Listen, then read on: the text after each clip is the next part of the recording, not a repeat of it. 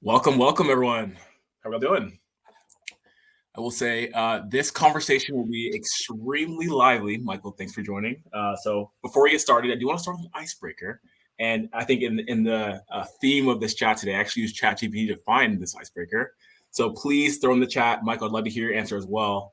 But what is the hardest or most traumatizing reply all mishap that you've had? Michael, I'll start with you. Oh God. All right. All right. Don't tell anybody this story. This is just between us, right, on this call. Early in my career, I remember doing a reply all. I was in my car and I was fired up about it was actually about lead qualification and that how I accused this executive of not knowing what they're doing. And I was on the phone to go, I don't know what they're doing. And these are the steps of the process and calling people out by name. Send. I felt good walking to the office and I had one of those, Michael, you want to come into my office? Yeah. Going to the office. And then I was told what happened. Like, oh man, I felt horrible. This was early days of my career where I learned ever since, do not reply all without checking everybody in the reply. Oh, how about you, man? That's tough. That's tough. So mine is a reply to all. It was an email with a lot of people. I think the biggest mistake I made with this, and this is like really embarrassing, but again, similar to you, early in my career, there's actually someone on our team that we were about to exit from the org, and she had the exact same name as someone on our people team. So when I was replying to the email, I replaced her name with the people person's name with the person we were about to let go. And she's on the thread where we had everything laid out of what was actually going to happen. So that was really bad. And I really hope for all of you, please take this seriously from Michael and I. Love to hear in the chat as well what you all have done. If you're ever going to talk about stuff that are private and sensitive, please do that in person or not do reply on the email. Okay, so without further ado, let's get things started. Let me share my screen and what we got today. Okay, so for today's conversation, we'll be talking about scaling your account follow-up with AI. And I will introduce myself and Michael, you'll go next. But my name is Ernest Owusu. I'm Senior Director of Sales Development at 6sense. I guess my background is I've been at 6sense for over 5 years now. So I was there in the early days when we built and scaled our SDR team. And I think one thing I like to pride myself in is we try to be at the forefront of how the market is evolving, especially with sales development. So this topic today around how we use AI for account follow-up is super exciting for me, and I'm excited to share with you all. Michael, how about you? My name is Michael Brown. I am the head of Global Business Development Reltio. I've been a Reltio for about 4 years, a little over 4 years. Been leading BDR, SDR teams for about 2 decades now. And one of the things I like what you said there, one of the things I pride myself on is being a thought leader, or as best I can, being an innovator. With what we do here. We use traditional rigor with a combination of very modern, innovative approaches, and I'm really proud of that. And we're putting up outstanding numbers, and I love to share my learnings as often as I can. Love it. Awesome. So one thing you'll hear from this conversation today is we want to make this as conversational as possible. We will have a section at the end for Q&A, but please, by no means necessary, pull yourself back from throwing a question to the chat. We will answer it live. So let's do that. So Michael, I think first and foremost, before we even get into this whole conversation, we'd love to hear why are we even talking about this from your perspective? Again, we're talking about with AI and how we're doing account follow-up. And from your perspective, with what you see on your team, what does this mean and why is this important in the current state? Necessity. We're facing the need to, looking at our current restrictions in terms of resources. I haven't always prepared that I'm going to get a fixed number of resources for the next year, but yet scale, but yet grow the volume of our output, the quality of our output. So necessity, and then also, how do I become strategically innovative? And where can I apply that towards what I have to get done as a business leader? So that's what brought us into this AI discussion. I found a piece that could really work well with our offense. I call our process our offense. So it's a little sports thing. But I found a way that we can integrate this into our process without compromising our offense at all. And actually, it scales the offense. And that's what brought me to this point. Yeah, I love that. And I think it's kind of going back to what I mentioned earlier on our side of when I think about this topic and why it's important. I think personally, a lot of what I try to focus on at 6sense is making sure that we're at the forefront and we're evolving our game. But I think it's almost kind of one of those things right now where every single one of us in every capacity, regardless of whether it's account follow-up or marketing or sales, we have to be thinking about how we're leveraging AI to improve our teams. And for me, when I think about using AI for account follow-up, is there are a lot of tasks that BDRs, salespeople are doing that are repetitive, that are monotonous, and we can find ways to make those a lot more efficient and at times a lot more effective. So it's honestly more of a challenge that like we're kind of doing some great things here. I'm sure, Michael, you're doing the exact same thing, but it's a lot more focused on trying to be better with what our current state is and make sure we're evolving through time. So it's more of a need of just making sure that we're evolving, we're running leaner teams, more effective teams with the best technology that we should be to grow. Can I build on that point just by a quick statement? So with the word optimization, one of the things I found successful for me as a leader was every period, every quarter, I have on my board what I think is a core of our offense, and then I erase it. Yep. And I asked myself the question: maybe all that I knew was wrong, and I try to rebuild it again and see other areas where we can improve. But always look at optimization, another way to make us more efficient, as you spoke about earlier.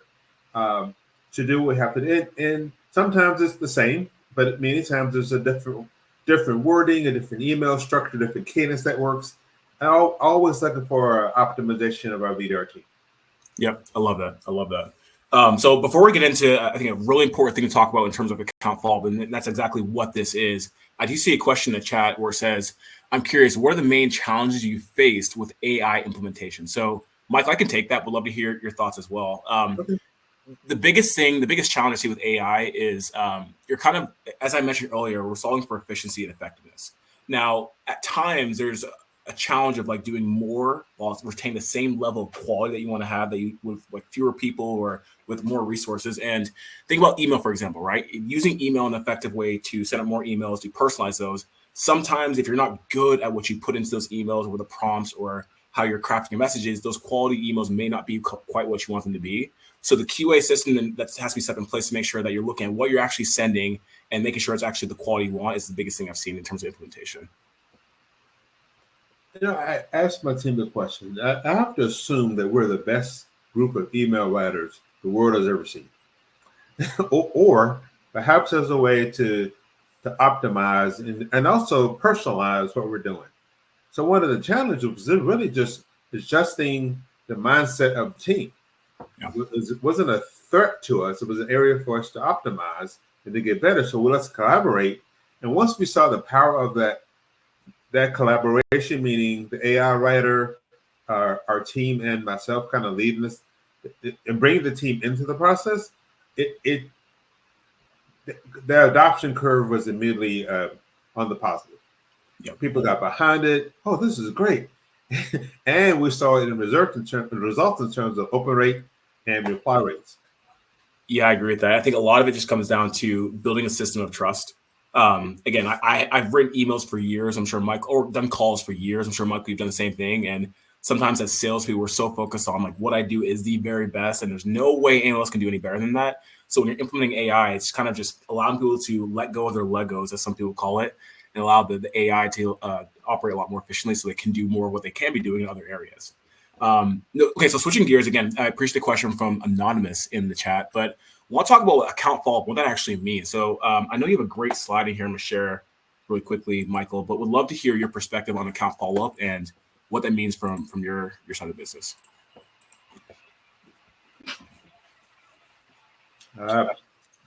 So there were several motions. Allow me to use the word motions when it comes to account follow-up. When I prioritized these, I recognized that there was the speed-based motion, meaning a hand raise that came in that you've got less than 6 minutes to respond before you may not find that person at their desk or at the computer anymore. So there's a speed-based motion. There is a signal-based motion where I've identified via my buyer intent signals that there is a high propensity to buy in this organization. We need to start executing against those. There's also closed loss, so reinvigoration. I recognize that just because you came through our funnel at one point, you were considered pipeline, and for whatever reason decided not to go forward with the sales process, you're still valid. You're as valid as a hand raiser when it comes to qualifying their need for a pipeline. So we assume there's still interest there, just not right now. So we have a reinvigoration motion, and these last three are cadence, depth, and hyper personalization. So with cadence depth, that is making sure that we're executing not only 9 to 12 plus touches in an account, but also that we've identified personas that are layers deep.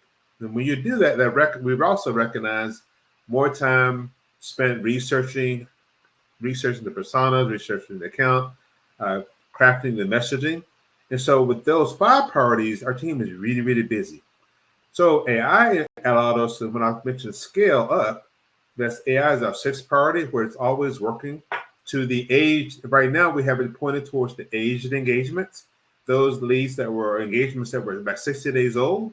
And we're also looking at scaling down when I mentioned the yellow, the reinvigoration. Now that we've gotten better and better at how to leverage the tool, and we're seeing wonderful results. I'm using it for also not only event leads, event follow-up, event reg, driving event registration, but also the closed loss engagements, which again allows my team to focus on some higher priority work, while our persona is also going out with the AI writer to generate touch point to the other audience. So that's how I introduce my scale and my priorities for our team. Yeah, I love that. And I want to actually touch on some things and ask you some questions as well. So one thing that you and I have talked about in the past is specifically on that speed based. There are a lot of different leads that teams are going after. There are demo requests, there are content downloads, there are trade shows. I know you have a very specific perspective on the need for speed for trade show. So one thing that we do here is we actually have a tool called conversational email that if you go to a trade show and you get like thousands and thousands of leads, we actually segment those by using AI to determine the likelihood of an account that's ready to have a conversation with us.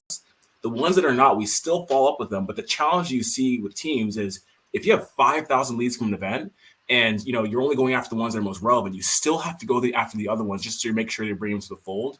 We use elements of making sure that we're working quickly on those leads with AI, with conversational emails to get quick follow-up that's essentially operating as an AI assistant for our team to make sure we're still having good conversations. But again, like there are a lot of different pockets with speed to lead, speed to account that just honestly, your team's capacity, they will not have the ability to work quickly. So we use conversational email. I know that, Michael, you've done some things in the past, especially with that like trade show speed lead thing that has to be done quickly. Any thoughts on that? Yes, exactly. I mean, let me build on that. It's not when you get to it capacity. So you only have a few days after the event to engage, regardless of whether you think that lead is. Allow me to use A, B, and C. Right? Account is A is high, B is warm, C is cold. While you're doing that, you also want to make sure you're going after the other leads, the C engagements, because we don't know at that time why they didn't engage further, didn't have a conversation. Could it perhaps they were busy, pressed for time?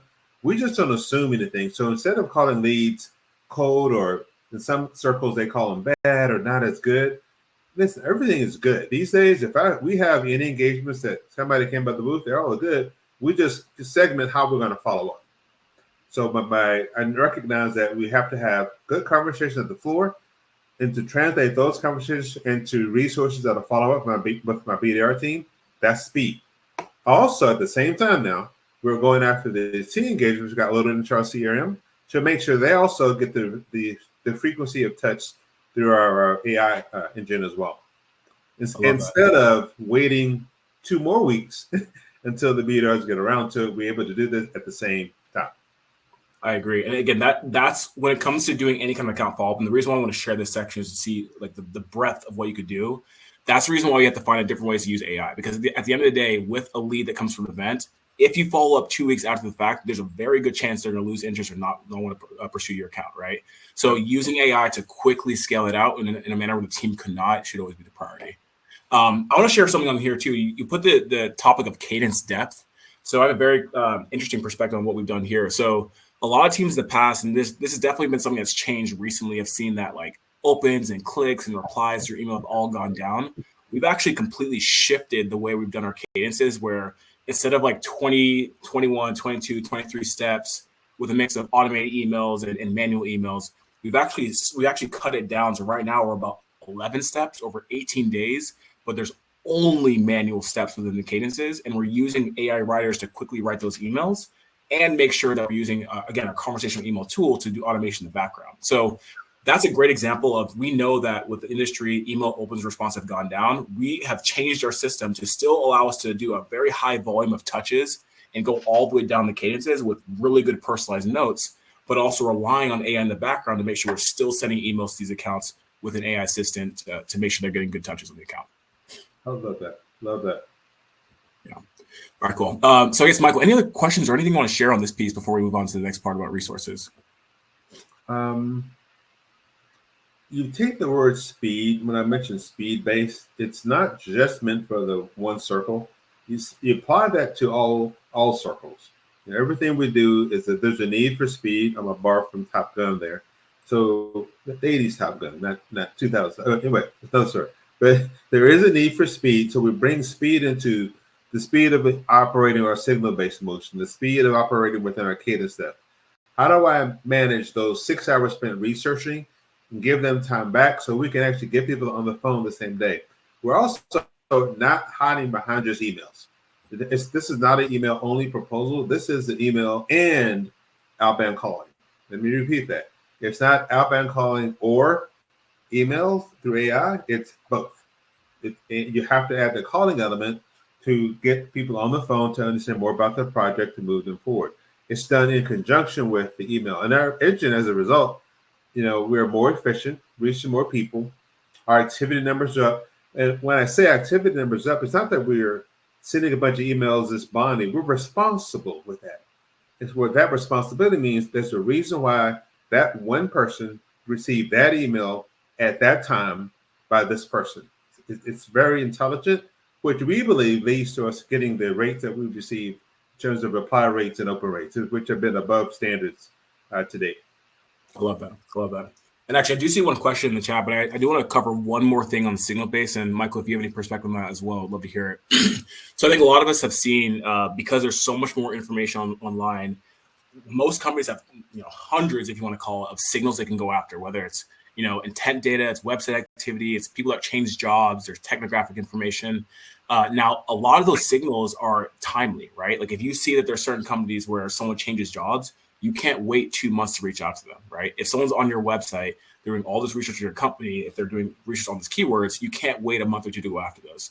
So it is important to know that, like, first and foremost, using AI to pull in all of those signals from different resources. Obviously, at 6sense, we use our own platform to do that.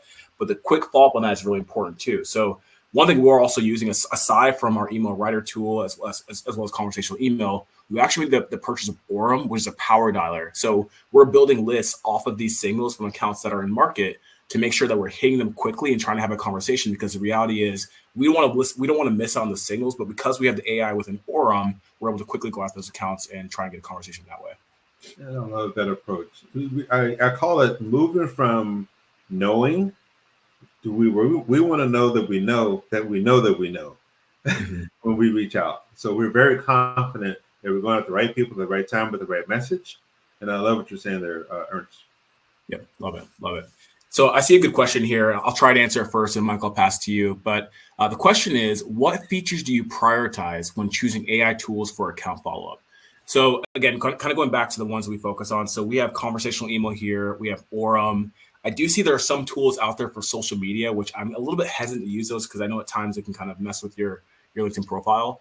The biggest thing that I'm focused on is, again, these two main pillars of efficiency and effectiveness. So how much volume can I get out that still allows me to have very good quality, right? So if you're using a dialer or a tool like conversational email and you're realizing that maybe the quality isn't quite there, or there's something that's compromised in terms of pulling the messaging from your team to make it effective, that's something I take a hard look at. But it's not just about the scale of activity. It's making sure that the scale of activity is aligned with a really good quality. And if you're evaluating tools and you're not seeing that, then I look elsewhere to find something else I could. You speak of efficiency and effectiveness. I think about it this way: we don't send beyond our ability to call. So we're not sending hundreds if we can only call 50, or thousands if we can only call 100. So we try to make sure that we marry those two together. So our AI was very purposeful, very targeted at solving a specific problem. Again, targeted for you, Ernest, it was efficiency and effectiveness. For us, it was reach, scale. And again, not just allow us to send a bunch more emails, but to send very well-crafted emails and have even a conversation. We saw the conversation email. What I love about the writer is that we ever have 2-step conversation, 3-step conversation with that prospect before it's passed off to the BDR seller. So it just scales our ability to reach out to more people, but also in a responsible way. I love that. Love that. So I'll pass the torch over to you again. There's a question in the chat. It's how do you gather and integrate customer feedback into improving your AI-driven follow-up process? So I have my perspective on this, but I'd love to hear from you first. You go first. Yeah, sure. So the biggest thing for us is whenever getting responses, I don't care where it is, whether it's the phone, through email, through social, we're hearing back from our potential customers. And whenever that happens, we can easily go back into conversational email, easily go back to other sources that we have, adjust the scope of what we're asking the AI to do to make sure our follow-up is more efficient, right? So think about if we're using a tool like conversational email, which allows us to create messages and send them at scale, and we're realizing the market is changing significantly from how we built the models off of, we have to go back periodically to make sure we're adjusting to make sure that what we are sending consistently is actually what our prospects want to hear. So what I do think is important is you're building AI models off of what you believe and see in the market. But if you're not adjusting it based upon the response you're getting from your customers, then you're losing on opportunities. To build on that, it's always A/B test. It's measure, it's adjust, execute, and go. It's a repeatable loop. We always are making adjustments. We're making adjustments in terms of, well, we didn't yield enough type of numbers we were looking for, but the customer feedback, the prospect feedback trumps everything else. It's really about, did they respond in a way that we hoped? Is there a tweak I can make to the prompts that I'm putting into the system? When this lead or record is handed off to our BDR, is it done so in a way that was seamless, where they couldn't identify they were speaking to an avatar, if you will? So we're looking for modifications to make there, and we're also looking for modifications with how we're writing emails. In any way we can adjust our prompts to just hone in on how we're doing what we're doing. And again, with an effort to be responsible, but at the same time scale. Yeah, I love that. Love that. All right, I see another question in the chat, and everyone, please keep them coming. These are great conversations to start. So the question is, what medium gives you the best response rates? Cold calls, emails, LinkedIn voicemails, etc. So from my perspective, and again, Mike, would love to hear your thoughts on this. When I'm thinking about account follow-up, every company should know, and we actually track this on the opportunity level, where do most of your meetings come from different channels, right? From email, from phone, from social, whatever it may be. And every company is going to be different. For us, we've consistently seen that about 45% of our meetings come through email. So that's the area that we're always looking to optimize with AI, which is why we doubled down on using conversational email. Our next medium is then phone. So I say the highest response, for us is just email, but I wouldn't look at us as like the gold standard because different industries, different personas respond differently. But if you're thinking about different ways to use AI to do account follow-up, I'd look at where you have the highest responses and then introduce AI into that process so you can do more with the same level of quality. And I would also just don't minimize the effectiveness of the phone call. So we're saying the same thing in terms of email, because it's the connection, it would enhance our connection, our interest is secured there. But the quality of the conversation is always enhanced with that phone call. 10 minutes, 15 minutes, if you get longer, that's great. But in that call, you got your, as you know, you got your ears, hearing things that we've been trained to understand, to get, so that when you actually qualify this engagement, when you hand this off to the seller, it's really well qualified. And whatever standard or process you use for qualification, adding the call piece to that, in addition to having the email piece to get you to the meeting, to having the call piece to secure that quality, you're going to find that I think the results are going to be much better. Again, we build, as you do, Ernest, you're building a pipeline with expectation. It's going to be a pipeline that will progress to close. That's our expectation around everything that we bring in. So that's why we're careful about what we're bringing in. So these are become projects that will actually progress to close. Yep, I love that. I think one thing to add too on the phone piece. So, think about account follow-up with the phone. So obviously we can't always predict the likelihood of, 100 calls will equal this many connects and this many meetings. But what you can use AI to do is build those lists effectively and make sure the team has good messaging to do discovery, do introductions that will be a lot more effective, right? So building lists with, as Michael mentioned, using certain signals, using accounts that are in market with 6sense data, et cetera. That's a good way to infuse AI into a process you have of doing phone where yeah, the team is going to make 100 calls in a day, but if they're actually going to connect with 5 or 6 of those individuals, they will be 5 or 6 from accounts or leads that are much more likely to convert and have a conversation with you. So just one thing to think about how we do the account follow-up with the phone. It's a lot more important to focus on how you're building that list with AI, as well as using AI to automate how the team is running their calls, doing discovery, etc. All right, cool. So we got 4 minutes left. So I think we have time for like maybe one more question. So the question is, this is actually a doozy. You can probably spend an hour on this one. How has the role of BDR, SDR, AEs evolved with the adoption of AI? So I know, Michael, you and I, we've talked about this a lot. If you want to start, I can start. It's up to you, but we rely on this one if you want to go first. The shortest answer I could come up with would be this.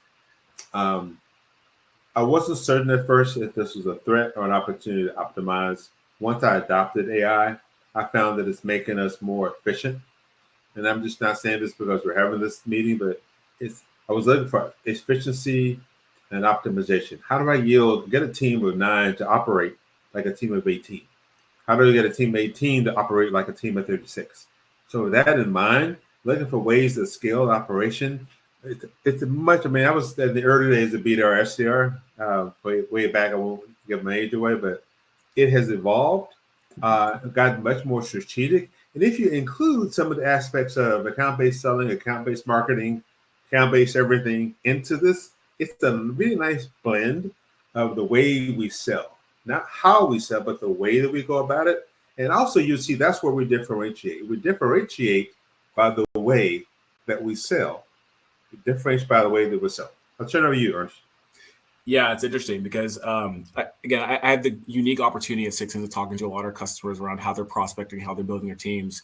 And I can tell you this very confidently. There are teams out there that were 60, 70, 80 teams. Right now, they're a quarter of that producing the exact same results. And for similar to what Michael said, I don't see it as a threat. I see it as a great opportunity to make sure that we're producing the same level of pipeline with fewer teams. As Michael and I both know, fewer people to manage, the easier it is to actually do your job.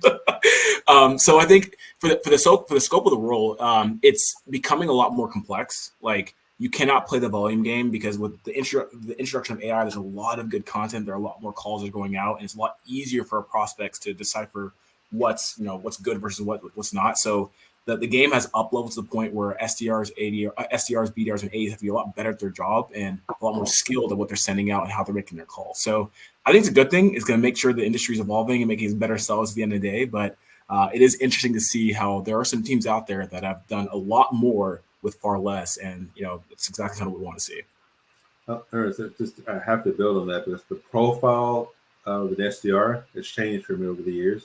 When I'm hiring in hiring mode, the type of person I'm looking for to run this really a complicated offense versus the older days where I need someone to pick up the phone, make a bunch of calls, send a bunch of emails. It's much more artful, much more strategic, surgical, if you will, with how we go about our business today and how we use AI as well. Love it. Awesome. So we got 45 seconds left. I guess last parting words in terms of using AI for account follow-up. Be very intentional with what you're trying to optimize. Again, my mantra is increasing efficiency and effectiveness, whether it's through phone, email, social, certain leads, certain accounts, certain signals. Find out specifically what you want to optimize. There's a plethora of tech out there to help you get there. Start small and grow from there. Awesome. Yep. I think over time you find, and in that small population you start with, measure, test, try it again, refine it, and then you can grow out to larger audiences. Couldn't agree more. Awesome. Thanks, everyone. Thank you.